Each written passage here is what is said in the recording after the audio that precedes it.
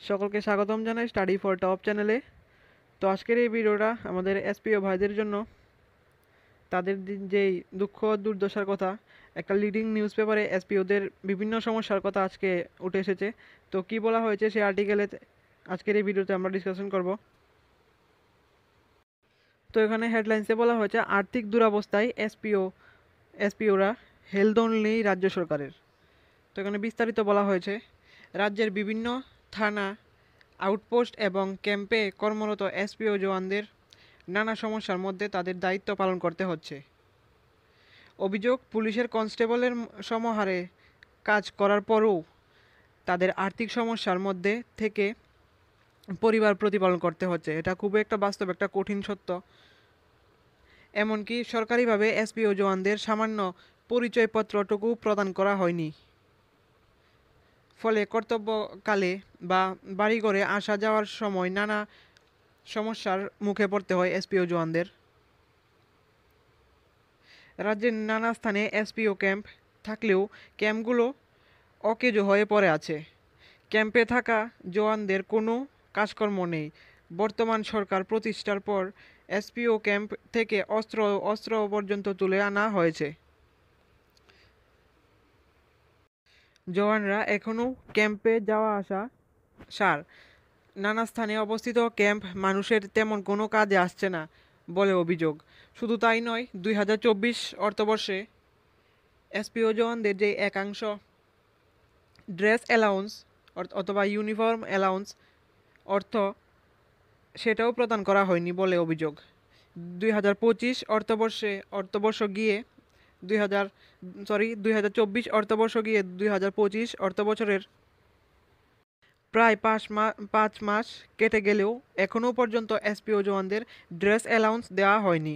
ফলে নিজেদের পকেটের অর্থ খরচ করে জওয়ানরা ড্রেস, জুতো ইত্যাদি ক্রয় করতে হচ্ছে। বর্তমান সরকার প্রতিষ্ঠার পর জওয়ানদের বেতন বৃদ্ধি করা হয়েছে ঠিকই, কিন্তু দ্রব্যমূল্য বৃদ্ধির বাজারে এই অর্থ দিয়ে পরিবার প্রতিপালন করা কষ্টকর হয়ে দাঁড়িয়েছে এসপিও জওয়ানদের।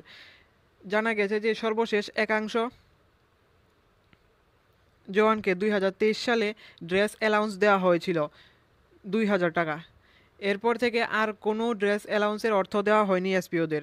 শুধু তাই নয়, পুলিশ কনস্টেবলের নেই কর্তব্য পালন করলেও বিগত 23 থেকে 24 বছর কর্মজীবন কাটিয়ে একমাত্র বেতন বাদে তেমন কোনো সুযোগ সুবিধা পাচ্ছে না জওয়ানরা।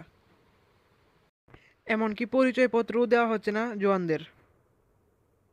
ফলে পরিচয়পত্র না থাকায় কর্মস্থলে ডিউটি করতে গিয়ে বিভিন্ন সমস্যার মুখে পড়তে হচ্ছে। নিজস্ব পরিচয়পত্র না থাকায়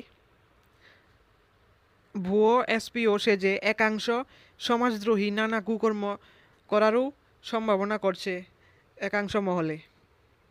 বিভিন্ন থানা এবং ফাঁড়ি থানায় কর্মরত এসপিও জওয়ানদের ট্রাফিক ডিউটি থেকে নানা কাজে লাগানো হচ্ছে, অথচ তারা যে সরকারের এসপিও জওয়ান বিনা কিনা নেই নেই কোনো পরিচয়পত্র, অর্থাৎ তাদের যে পার্সোনাল একটা পরিচয়পত্র সেটাও দেওয়া হয়নি। দীর্ঘ বছর ধরে আই কার্ড প্রদান করা না হলেও এ নিয়ে মাথা ব্যথা নেই প্রশাসনের। বর্তমান সময়ে রাজ্যের নানা স্থানে একাধিক অনভিপ্রেত ঘটনা ঘটছে। এক্ষেত্রে এসপিও জওয়ানদের পরিচয়পত্র না থাকা অত্যন্ত জরুরি, কিন্তু উদাসীন সংশ্লিষ্ট কর্তৃপক্ষ। অভিযোগ, রাজ্যের একাংশ থানা এবং ফাঁড়ি থানার এমনিতেই জওয়ান এবং অফিসার সংকট চলছে। এই অবস্থায় এসপিও জওয়ানরা ট্রাফিক ডিউটি সহ নানা কাজ করে চলেছে বলে থানাবাবুরা কিছুটা স্বস্তিতে রয়েছে, কিন্তু গুরুত্বপূর্ণ নানা কাজকর্ম করেও এসপিও জওয়ানরা নানা দিক থেকে বঞ্চিত বলে অভিযোগ। কারণ একাংশ জওয়ানদের যেমন ড্রেস অ্যালাউন্স পাচ্ছে না, তেমনই নেই আই কার্ড। রেগুলার তো দূরের কথা, সরকারি কর্মচারীদের ডিএ প্রদানকালে এসপিও জওয়ানদের ভাগ্যে 1 টাকাও জুটেনি। এটা ঠিক যে তাদের কোনো রকম ডিএ দেওয়া হয় না। নানা সমস্যা এবং আর্থিক দুরবস্থার মধ্যে এসপিও জওয়ানরা এক অনিশ্চিত ভবিষ্যতের প্রহর গুনছে। তাদের দাবি, কনস্টেবলের মতো সুযোগ সুবিধা প্রদান করা হোক। যে এসপিও জওয়ানরা তাদেরও দাবি যে এসপিওদের ডিউটি, তারা যে কনস্টেবল তাদের মতোই ডিউটি করে যাচ্ছে, তাদের সমানই ডিউটি করছে, কিন্তু তাদেরকে একটা পরিচয়পত্র দেওয়া হচ্ছে না এবং তাদের যে ড্রেস অ্যালাউন্স সেটাও দেওয়া হচ্ছে না। এবং তাদের একটা দাবি যে তারা কনস্টেবলের মতো তাদের সুযোগ সুবিধা দেওয়া হোক, অবশ্যই দেওয়া প্রয়োজনই, কিন্তু তারা পরিশ্রম করে চলছে কিন্তু সেই পরিমাণ পরিশ্রমের ফল তারা পাচ্ছে না। এটা রেগুলারও না, বছরের পর বছর এটা ইনক্রিজ হয়ে যাচ্ছে, ডিউরেশন ইনক্রিজ হচ্ছে, কিন্তু তাদের রেগুলার হবে না, রেগুলার হচ্ছে না। তো বিভিন্ন আর্থিক দুরবস্থার মধ্যে রয়েছে এসপিও জওয়ানরা। তো এই আর্টিকেলটার মধ্যে সেটাই বলা হয়েছে বিস্তারিত।